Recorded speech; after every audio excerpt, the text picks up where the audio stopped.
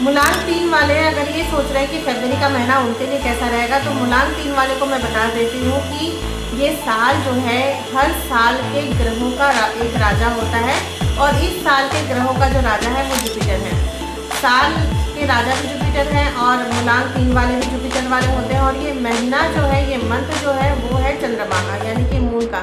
तो इतना समझ लीजिए कि गज केसरी योग बनता हुआ दिख रहा है मुझे। तो जिनका भी मूलांक 3 है, 12 है, 21 है और 30 है, तो उनके लिए मेरी सलाह यही होगी कि फरवरी के मंथ को और भी अच्छा बनाएं आप, और भी आप नेम फेम पाएँ, क्योंकि साल तो आपका सूर्य का है ही यूनिवर्सल ईयर, लेकिन इस साल के तो जो राजा है वो जुपिटर है, और आप भी आपका भी जो स्वामी है वो गुरु है। तो आपको यहाँ पर खास करके अपने थॉट चक्र पर ज़्यादा से ज़्यादा काम करना है। कंठ चक्र जिसको हम कहते हैं, कंठ चक्र का अगर आपने यहाँ पे ध्यान रख लिया तो समझ लीजिए कि आपके बल्ले बल्ले हो जाएंगे, क्योंकि कहते हैं ना कि यही वाणी जो है वो जूते खिलाती है, और यही वाणी जो है वो मिठाई खिलाती है।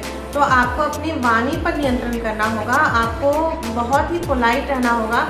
आप मतलब सलाह भी अगर किसी को दे रहे हैं तो पोलाइटनेस के साथ सलाह देंगे, और सलाह देने का मतलब ये नहीं है कि आपको ये एक्सपेक्टेशन रखना है कि उन्होंने आपकी बात क्यों नहीं सुनी।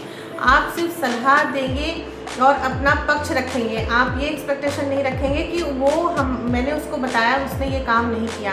रिश्तों की यहाँ पे बात करें तो रिश्तों में यहाँ जजमेंट आप नहीं हो सकते हैं, आप रूड नहीं हो सकते, आपको पोलाइटनेस के साथ आपको बताना है। रिश्तों में भी अगर आप जितना हो सके रिश्तों में सलाह देने से बचें, क्योंकि अगर आप अपने रिश्तों में ज़्यादा से ज़्यादा सलाह देंगे तो हो सकता है कि वहाँ पे खटास आ जाए। तो यहाँ पर आपको रिश्तों को बचाना है, तो वहाँ पर आप जितना हो सके आप एक कहते हैं ना कि मेरे अनुसार ऐसा हो सकता है, अगर आप चाहो तो आप इस चीज़ को मान लो।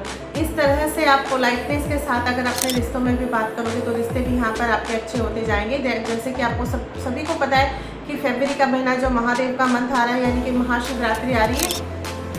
तो यहाँ पर आपको महाशिवरात्रि के दिन क्या करना है, आपको या आप पूरे महीने कर सकते हैं, क्योंकि गज केसरी योग बन रहा है। तो आप जल ले लें, गंगा जल ले लें, और उसमें थोड़ा सा हल्दी मिश्रित जल बना लें और उसको शिवलिंग पर जाकर चढ़ाएं। तो इससे आप देखेंगे कि मनी का जो फ्लो है वो बहुत ज़्यादा आपकी तरफ बढ़ना शुरू होगा।